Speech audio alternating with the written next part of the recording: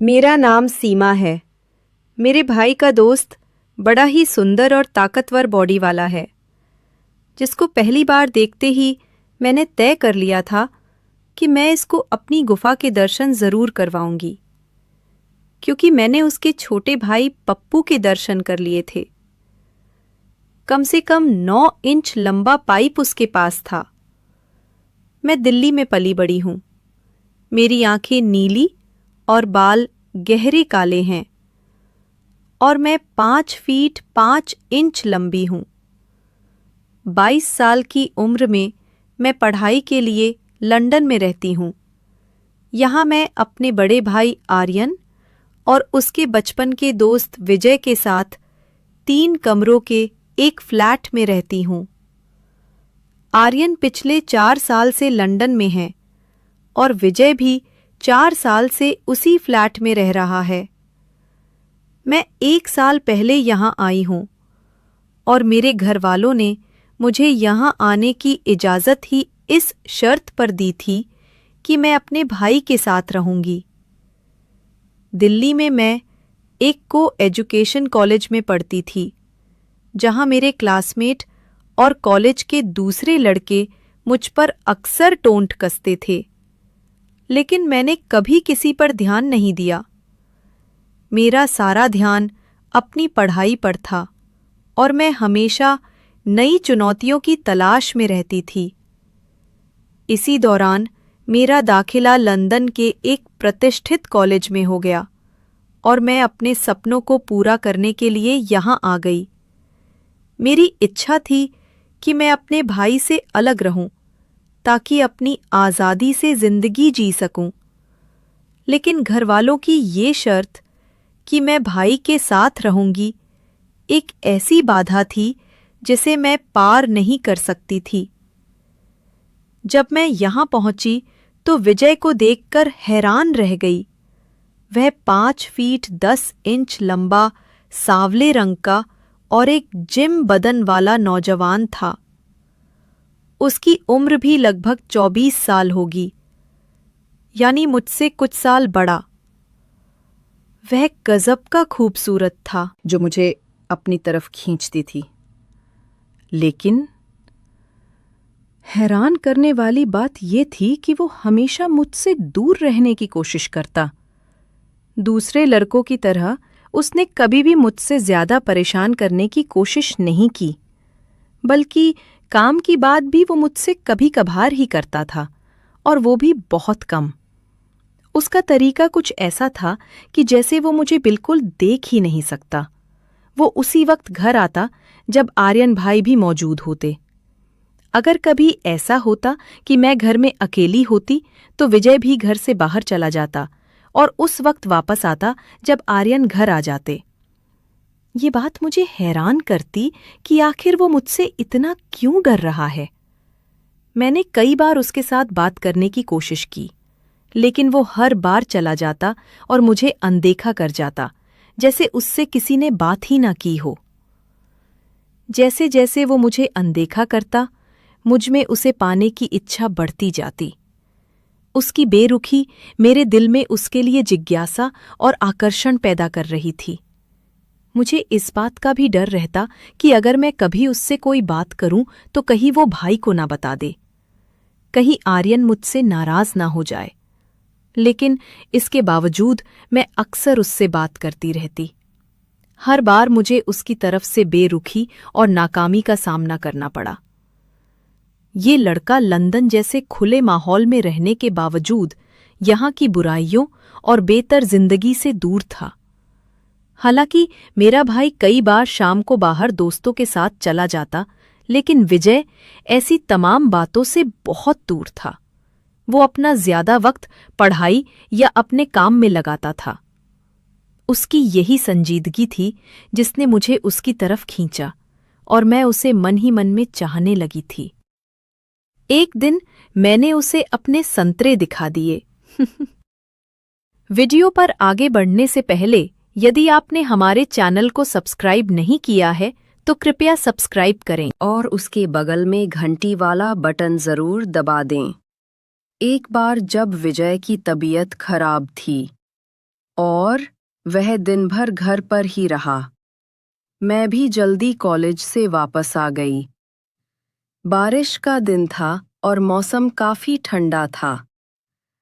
आर्यन भाई उस वक्त अपनी नौकरी पर थे, इसलिए मैंने विजय के लिए चाय बनाई और उसे दे दी। मैंने देखा कि वह काफी बेचैन महसूस कर रहा था। उसने मेरे हाथ से चाय का कप लिया और खामोशी के साथ बैठकर पीने लगा। उसके चेहरे पर थकान साफ दिख रही थी। मैं भी एक कप लेकर उसके कमरे में कुर्सी पर बैठ गई और उससे बातें करने लगी। मैंने उससे पूछा कि तबीयत कैसी है? क्या कुछ खाना पसंद करोगे? वह मुझे किसी बात का जवाब नहीं देता और खामोश रहता। अपनी नजरें कभी अपने लैपटॉप पर रखता तो कभी खिड़की से बाहर बारिश को देखता। वह मुझे अनदेखा कर रहा था, लेकिन मैं ढीठ बनकर उसके सामने बैठी रही और दिल में सोचा कि देखती हूँ, यह मुझे कब तक अनदेखा करता है। मेरा मकसद सिर्फ उससे बात करना नहीं था, बल्कि मैं उसकी करीबी महसूस करना चाहती थी। यह जानना चाहती थी कि उसके दिल में क्या चल रहा है। बातों के दौरान जब मैंने देखा कि वह मेरी तरफ ध्यान नहीं दे रहा, तो मैंने उससे सीधे सीधे यह पूछ ही लिया कि वह मुझे अनदेखा क्यों करता है। तो वह कहने लगा, तुम मेरे दोस्त की बहन हो और मेरे ख्याल में दोस्त की बहन अपनी बहन के बराबर होती है। मैं तुम्हारी इज्जत करता हूँ, इसीलिए तुमसे दूरी रखता हूँ। मैंने उससे कहा, दोस्त की बहन दोस्त भी तो हो सकती है, बल्कि एक बेहतरीन दोस्त। वो मेरी बात सुनकर थोड़ी देर खामोश हो गया। उसके चेहरे पर उलझन के निशान थे। मैंने इस मौके का फायदा उठाया और उसे अपने दिल की बात कह दी। मैं तुम्हें चाहती हूँ और तुम्हें पाकर रहूंगी। तुम मेरी जिंदगी का हिस्सा बन चुके हो। मेरी बात सुनकर वह कुछ देर हैरत से मेरी तरफ देखता रहा। फिर कहने लगा, ये बात ठीक नहीं है। अगर तुम्हारे भाई को मालूम हो गया तो वह तुम्हें कुछ नहीं कहेगा, बल्कि सारा इल्जाम मुझ पर डाल देगा। हमारी दोस्ती बरसों पुरानी है। मैं नहीं चाहता कि हमारी दोस्ती में दरार आए। यह रिश्ता आर्यन के लिए बहुत अहमियत रखता है। मैंने उसको कहा, तुम इसकी फिक्र ना करो, ये बात मुझ पर छोड़ दो, मैं सब संभाल लूंगी। उस दिन मुझे काफी हद तक कामयाबी मिली। मुझे लगा कि उसके अंदर भी दिल है और मैं उसके दिल तक पहुंच सकती हूँ। उसकी हिचकिचाहट और फिक्रमंदी ने मुझे यह यकीन दिलाया कि वह भी मुझे कुछ ना कुछ महसूस करता है। अब मुझे उसके दिल से डर दूर करना था और उसे यह यकीन दिलाना था कि इस रिश्ते में कोई खतरा नहीं है। खैर, इसी तरह वक्त गुजरता गया और अगले 2 हफ्तों तक मुझे कोई खास कामयाबी नहीं मिली। विजय का बर्ताव अभी भी एहतियाती था, हालांकि वो पहले से थोड़ा कम अनदेखा करने लगा था। इसी दौरान मेरे भाई आर्यन को रात के वक्त एक नई नौकरी मिल गई, जहां पहले वाली नौकरी से दुगना ज्यादा वेतन था। वो इस प्रस्ताव पर बहुत खुश था।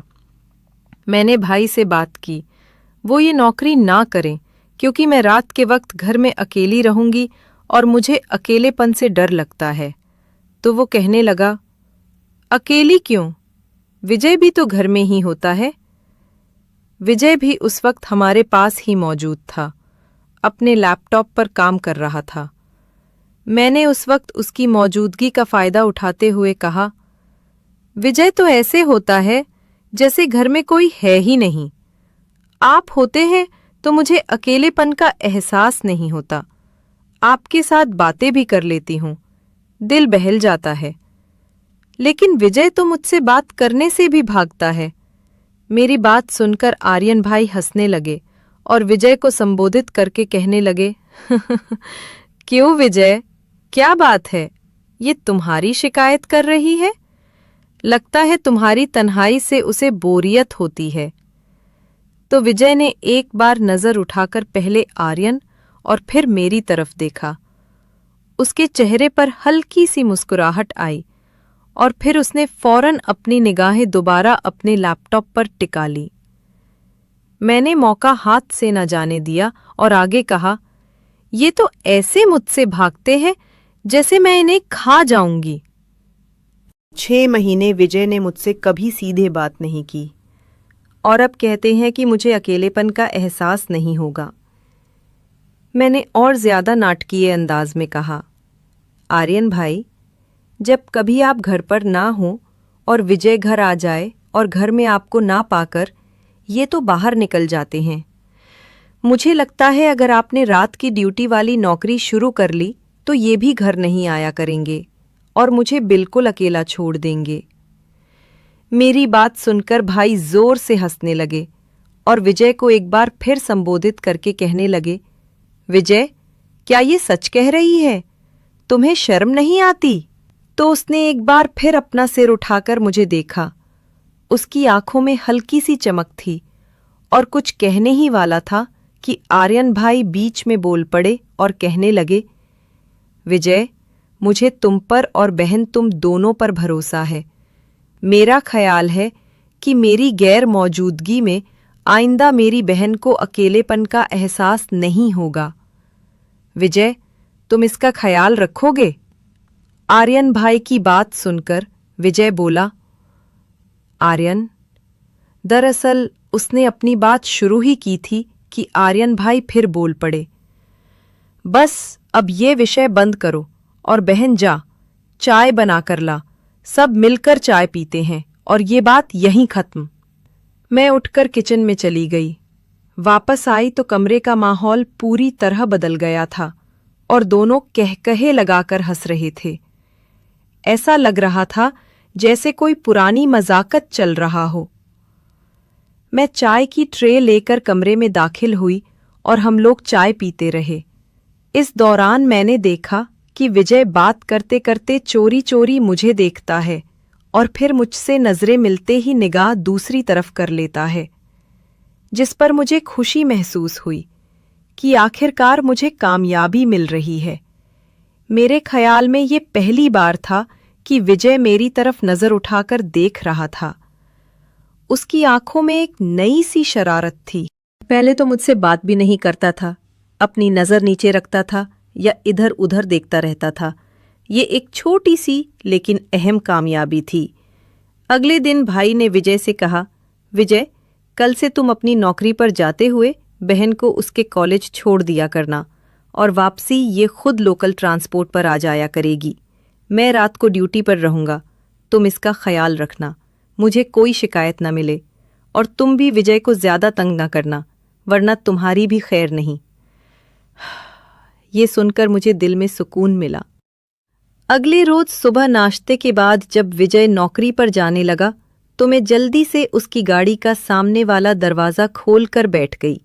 उसके चेहरे पर हैरानी के मिले जुले भाव थे। वो गाड़ी में बैठा और एक नज़र मुझे देखकर हल्का सा मुस्कुराकर गाड़ी चलाने लगा। वो चलाते हुए खामोश था, जैसे अपने ख्यालों में खोया हुआ हो। मैंने इस खामोशी को तोड़ा और कहने लगी, विजय, आप जितना दूर भागोगे मैं उतना ही पास रहूंगी और मैंने कहा था कि मैं तुमको पसंद करती हूं और तुमको पाकर रहूंगी। तुम मेरी किस्मत में हो। वो मेरी बातें खामोशी से सुनता रहा, कभी हल्का सा सिर हिलाता और मुझे कॉलेज के बाहर छोड़कर चला गया। मुझे लगा कि मेरे शब्द उसके दिल पर कुछ न कुछ असर कर रही हैं। दोपहर को मैं घर आई तो आर्यन भाई सो रहे थे। मैंने अपने कपड़े मशीन में डालकर धोए और टीवी लगाकर देखने लगी। शाम को विजय आए तो मैंने उनको भी चाय पेश की। इतने में आर्यन भाई भी उठ गए और अपनी नौकरी के लिए तैयार होने लगे। मैंने उनसे पूछा कि आज रात के खाने का क्या मूड है, तो आर्यन भाई कहने लगे, मैं तो नौकरी पर रहूँगा। बेहतर है जब तक मेरी रात की नौकरी है आप लोग बाहर से ही खाना खा लिया करना, मुझे चिंता करने की ज़रूरत नहीं है। मैं ये बात सुनकर उछल पड़ी कि विजय के साथ मैं पहली बार आज बाहर खाने के लिए जाऊंगी। ये एक ऐसा मौका था जिसका मैं कब से इंतज़ार कर रही थी। भाई की नौकरी पर जाने के बाद मैं टीवी देखती रही, जबकि विजय अपना लैपटॉप लेकर अपने कमरे में घुस गया। मैं बेचैनी से उसका इंतज़ार कर रही थी। रात को 10 बजे जब भूख की शिद्दत बढ़ने लगी, मैंने विजय के कमरे का दरवाज़ा बिना ताला लगाए खोला और कहा, आज क्या आपने भूख हड़ताल कर रखी है? अगर ऐसा है भी तो इसमें मेरा क्या कसूर है? आपको कुछ नहीं खाना तो मुझे तो भूखा न रखें। मेरी बात सुनकर विजय मुस्कुराए और अपना लैपटॉप एक तरफ रखकर उठ गए और कहने लगे, तुम आधा घंटा और इंतज़ार करो, मैं KFC से कुछ ले आता हूँ। मैंने कहा, नहीं, आप घर न लाएं, मैं भी आपके साथ चलूंगी और बाहर ही खाकर आएंगे। आज मुझे आपके साथ बाहर खाना है। मेरी बात सुनकर वह एक लम्हे के लिए मेरी तरफ देखने लगा। उसकी आंखों में एक नई चमक थी। फिर कहने लगा, चलो ठीक है। मैंने कहा, ठहरो, मैं कपड़े बदल लूं, कुछ अच्छा पहन लेती हूँ। तो वह कहने लगा, क्या बदलना है? अच्छी भली तो हो, तुम्हें किसी बदलाव की ज़रूरत नहीं। मैंने उसकी बात अनसुनी कर दी और दरवाज़ा खोलकर बाहर निकल गया। मैं भी उसके पीछे ही बाहर आ गई और गाड़ी में बैठ गई। उसने गाड़ी चला दी और खामोशी से ड्राइविंग करता रहा। मैंने इस खामोशी को तोड़ा और उससे पूछा, आप मुझे जानबूझकर अनदेखा क्यों करते हो? क्या मैं आपको अच्छी नहीं लगती? अब मुझ में कोई कमी है कि आप मुझसे बात करने से भी कतराते हैं? आस्था, मेरी बात सुनो। अगर तुमने आइंदा ऐसी बात की तो मैं तुम्हारे भाई को बता दूंगा। उसने थोड़े गुस्से में कहा, तुम चाहे सारी दुनिया को बता दो, मुझे परवाह नहीं। मैं तुमसे तब तक पूछती रहूंगी जब तक मुझे मेरी बात का जवाब नहीं मिल जाता, जब तक मुझे ये नहीं मालूम होता कि मेरे साथ ऐसा बर्ताव क्यों है। तुम मेरे दोस्त की बहन हो और मेरे लिए सम्माननीय हो, बस यही वजह है। तुम्हें कब कह रही हूं कि मैं तुम्हारे दोस्त की बहन नहीं हूं? क्या दोस्त की बहन भी दोस्त नहीं बन सकती? क्या ये जरूरी है कि वह सिर्फ बहन ही रहे, कभी दोस्त ना बने? नहीं, ऐसी बात नहीं। अगर तुम्हारे भाई को मालूम हो गया तो वह क्या सोचेगा? हम दोनों पे नाराज हुए। ये सब तो मुझ पर छोड़ दो, मैं सब संभाल लूंगी। आपको सिर्फ मेरी बात सुननी है और मेरी तरफ एक बार ध्यान देना है। फिर भी मुझे ये सब अच्छा नहीं लगता। ये हमारी दोस्ती के खिलाफ है। क्यों अच्छा नहीं लगता? इसकी कोई खास वजह भी तो बताओ। शायद मैं भी उसको बुरा समझने लगूं और अपना इरादा बदल लूं। मैं तुमसे बहस नहीं कर सकता, उसने तंग आकर कहा। उसके चेहरे पर बेबसी के निशान थे। फिर मेरी बात मान लो। मैं आपको ये बता दूं कि मैं आपको पसंद करती हूं और आपको पाकर ही रहूंगी। मैंने तुम पर अपना दिल हारा है। हाँ, अगर मैं आपको अच्छी नहीं लगती तो मुझे बता दो, मैं आपकी जिंदगी से चली जाऊंगी। उसने KFC के सामने गाड़ी खड़ी की और खुद दरवाज़ा खोलकर बाहर निकल गया और थोड़ी देर के बाद 2 हलाल बर्गर और 2 कोक ले आया। मैंने उससे कहा कि खाना लेकर घर नहीं जाना, बल्कि यहाँ पास के किसी पार्क में चलते हैं, जहाँ बैठकर खाएंगे। मुझे खुली जगहों पर बैठकर खाना पसंद है। वह मेरी बात सुनकर खामोश रहा और गाड़ी चलाने लगा। थोड़ी देर के बाद उसने एक खूबसूरत पार्क के सामने गाड़ी खड़ी कर दी, जहां हल्की रोशनी थी और सुकून महसूस हो रहा था।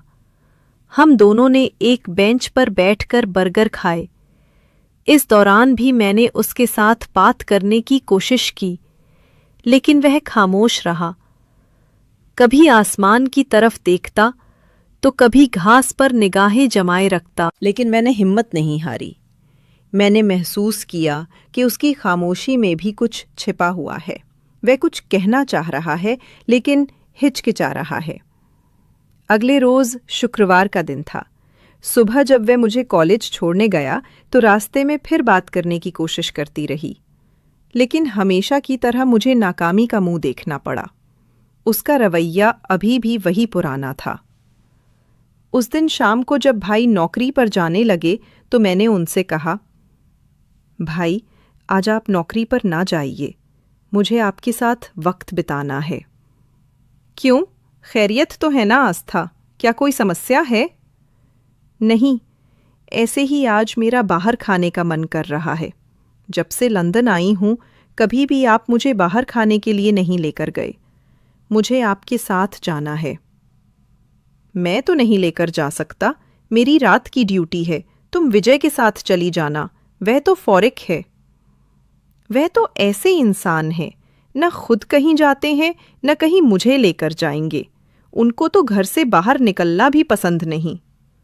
मेरी बात सुनकर आर्यन भाई हंसने लगे और कहने लगे, नहीं, ऐसी बात नहीं।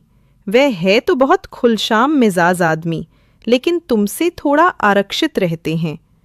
पता नहीं क्यों मुझसे आरक्षित क्यों रहते हैं, ये मुझे मालूम नहीं।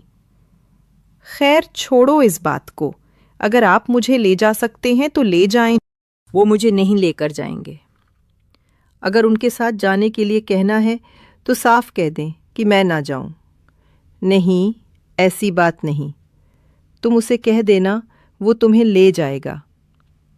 वो नहीं मानेंगे, आप खुद उनसे कह दें तो शायद आपकी बात मान लें। वो आपकी बात ज़्यादा सुनते हैं। ठीक है, इस वक्त तो वो नौकरी पर व्यस्त होगा। जब आएगा तो मेरी फ़ोन पर बात करवा देना, मैं उसे कह दूंगा। भाई की बात सुनकर मैं खुश हो गई। मेरा प्लान कामयाब हो गया था। मैं जानती थी कि भाई का कहना वो नहीं टालेगा। भाई चले गए तो मैंने उठकर फ्रेश होकर नीली जीन्स के साथ सफ़ेद टी-शर्ट पहन ली और हल्का सा मेकअप करके तैयार हो गई। मैंने आईने के सामने खड़ी रहकर खुद को देखा तो मैं बहुत खूबसूरत लग रही थी। मेरा आत्मविश्वास बढ़ गया था। मैं जब से लंदन आई थी आज पहली बार मैंने मेकअप किया था। हालांकि मेरे पास मेकअप का सामान मौजूद था, लेकिन मैं कभी भी खुद को तैयार करने की ज़रूरत महसूस नहीं करती थी। तैयार होने के बाद मैं विजय का इंतज़ार करने लगी। मेरा दिल ज़ोर ज़ोर से धड़क रहा था। एक अजीब सी बेचैनी थी। थोड़ी देर के बाद वो आया। मैंने दरवाज़ा खोला तो उसने मुझे देखा और एक लम्हे के लिए ठिठक कर रह गया। उसकी आंखों में हैरानी और कुछ और ही जज्बात थे, लेकिन दूसरे ही लम्हे वो संभल गया और अंदर दाखिल हो गया। मैंने दरवाज़ा बंद किया और अंदर आकर उसके लिए चाय बनाई। चाय के बाद मैंने उससे कहा, विजय, आज कहीं बाहर खाने के लिए ना चले? भाई ने कहा है कि आपके साथ चली जाऊं। उसने मुझे बिना देखे हुए कहा, मैं नहीं जा सकता। अगर जाना है तो आर्यन से कह देना, वो लेकर चला जाएगा। मैंने भाई से पूछ लिया है, वो कह रहे थे कि आपके साथ चली जाऊं और उन्होंने मुझे जोर दिया है कि आप मुझे लेकर जाएं। मुझे तो उसने नहीं कहा, आप उनसे फ़ोन पर बात कर लें। नहीं, मैं नहीं करता उससे बात और ना ही तुम्हें लेकर जाऊंगा।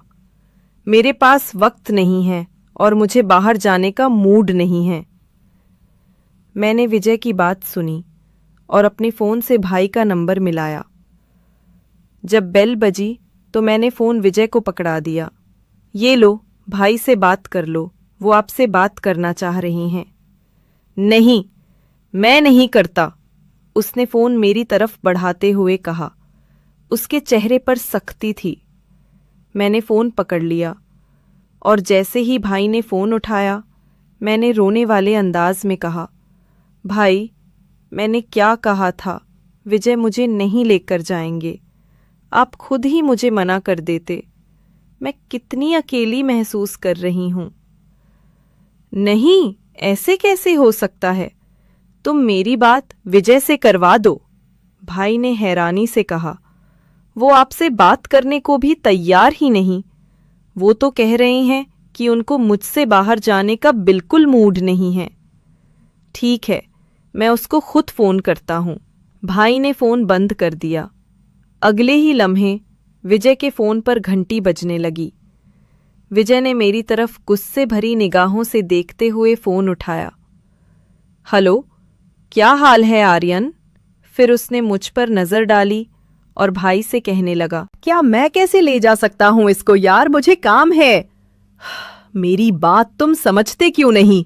दूसरी तरफ से भाई ने जाने विजय को क्या कहा। विजय ने मेरी तरफ देखा और फोन बंद कर दिया और मुझे कहने लगा, ठीक है, लेकिन जाना कहाँ है? किसी अच्छे से होटल पर चलते हैं जहां लाइव म्यूजिक हो। नहीं, मैं तुम्हें होटल पर नहीं ले जा सकता, आज मेरा मूड नहीं है। नहीं तो मैं फिर भाई से बात करती हूं, मैंने उसे फिर धमकी दी। एक तो तुम भाई की धमकी बहुत देती हो। तुम्हारा भाई मुझ पर कोई हाकिम तो नहीं लगा हुआ कि मैं उसके डर से तुम्हारी हर जायज नाजायज बात मानूं? उसने अब थोड़ा सा मजाक से कहा। तो ठीक है, अब भाई से बात कर लें और उनको कह दें कि मैं नहीं ले जा सकता।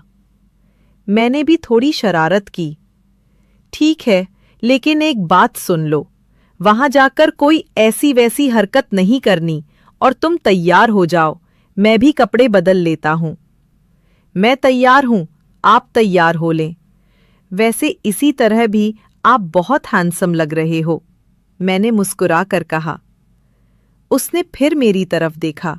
उसकी आंखों में एक नई सी शरारत और हल्की सी हंसी थी।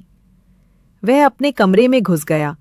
थोड़ी देर के बाद कपड़े बदलकर बाहर निकल आया और मुझे कहने लगा, चलो जल्दी करो और वापस भी जल्दी आना है। उस वक्त रात के लगभग 9 बज रहे थे। मैं जल्दी से बाहर निकली और गाड़ी में बैठ गई। उसने दरवाज़ा लॉक किया और गाड़ी में आ बैठा और ड्राइविंग करने लगा। हम लोग लंदन के एक बड़े होटल के बाहर पहुंचे, जहां उसने एक जगह गाड़ी पार्क की और हम अंदर चले गए। अंदर दाखिल हुए तो अंदर तेज़ अंग्रेज़ी संगीत चल रहा था और माहौल बहुत रोशन था। हमने एक खाली टेबल ढूंढा और बैठ गए।